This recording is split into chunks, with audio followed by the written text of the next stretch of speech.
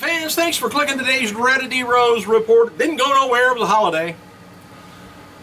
Over here in America, anyway. Hey, Kofi Kingston versus Dean Ambrose for the WWE United States title is going to be taking place at WWE's Payback pay-per-view, but likely won't, since they did what they did on Raw last night.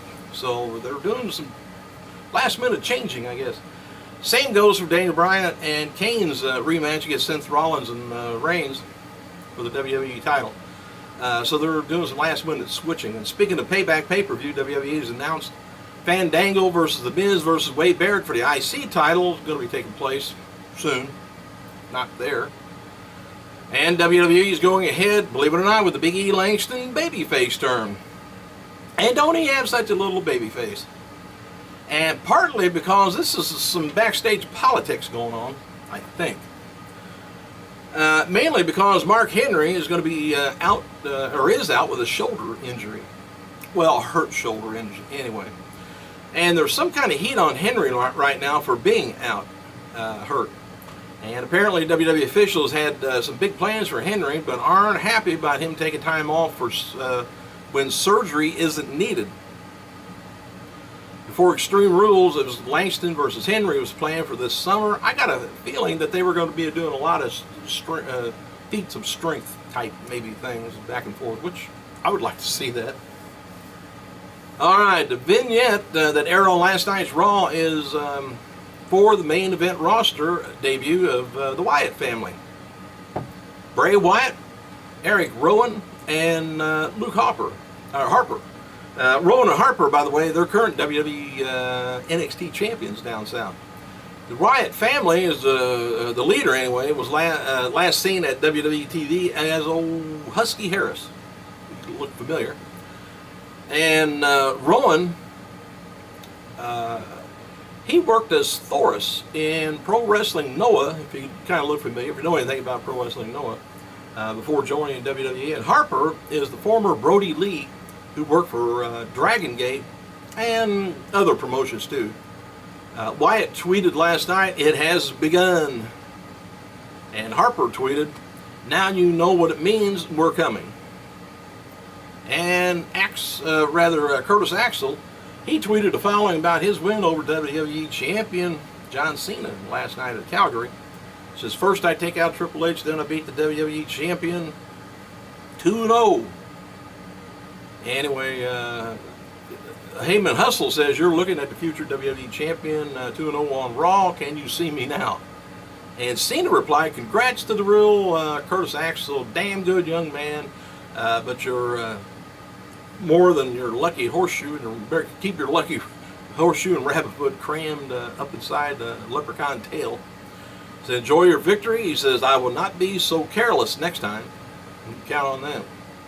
Cena announced on tonight's Raw that the ambulance match, or rather the ambulance for WWE title against Ryback at the pay-per-view will now be a 3 stages of hell match. Stage 1 will be a lumberjack match, stage 2 is going to be a tables match, and stage 3 is going to be an ambulance match. Don't know what the ambulance, I guess there's no pin in the ambulance match, and just throw the guy in the ambulance and take off. And there was a group of fans, by the way, at last night's Raw got into a fight during the Axel Cena main event. Security guards quickly pulled them away from the arena because you don't want them to get more people looking at them than the match in the ring. And World Heavyweight Champion Dolph Ziggler, he's being advertised for this weekend's Raw live events, plus next week's Raw and SmackDown tapings. Jericho's blah blah spot at the highlight reel with Paul Heyman last night was inspired by Rush guitarist Alex Lifeson. The Rock and Roll Hall of Fame induction speech, which aired on HBO last night. I guess Jericho acknowledged that on Twitter. Shield's Seth Rollins turns 26. WWE legend Kamala turns 63. Headbanger Mosh turns 42.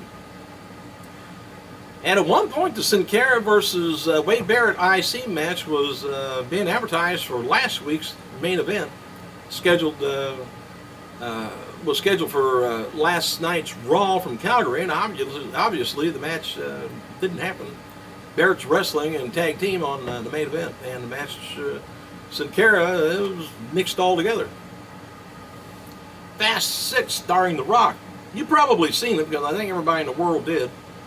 Brought in over 315 millions internationally, and that's very big numbers for a movie release. I think it's Universal, I believe, put that out. Biggest money-making movie they ever had. Don't know how much is The Rock bringing in the money, or how much is Vin Diesel, or how much is just the action. I wish they could break that down like they do on ratings. John Cena's May 30th appearance at the Wizard World Comic Con in Philadelphia is now officially sold out. Dragon Gate USA announced on Monday via a press conference that Sami Callihan will no longer be wrestling for them and has officially signed with WWE, and no word yet when he's going to be debuting down in developmental. Outspoken brother of Bret Hart, Smith Hart, took to Twitter last night and talked about the Hart family not being a part of the Bret Hart's Appreciation Night after Raw. I guess everybody in the whole family always wants their face on TV. If they don't have their face on TV, they're upset. Says, I wonder when WWE uses my family photos or likenesses, why I'm not getting any royalties. So not concerned about my family not being a part of the celebration tonight, but I do think that there are a few people who really shouldn't be. It shouldn't have been. Notably, Jim Neidhart, Jimmy Hart, Roddy Piper, Mayor Nachi, the Edge, Steve Austin, even The Undertaker. He also commented about Natalya losing last night on Raw. Every time you get to your hometown, don't expect to win. Any of you guys. She should be upset with Natalya losing on her birthday in her hometown. I'm actually happy she got to work and show how talented she is.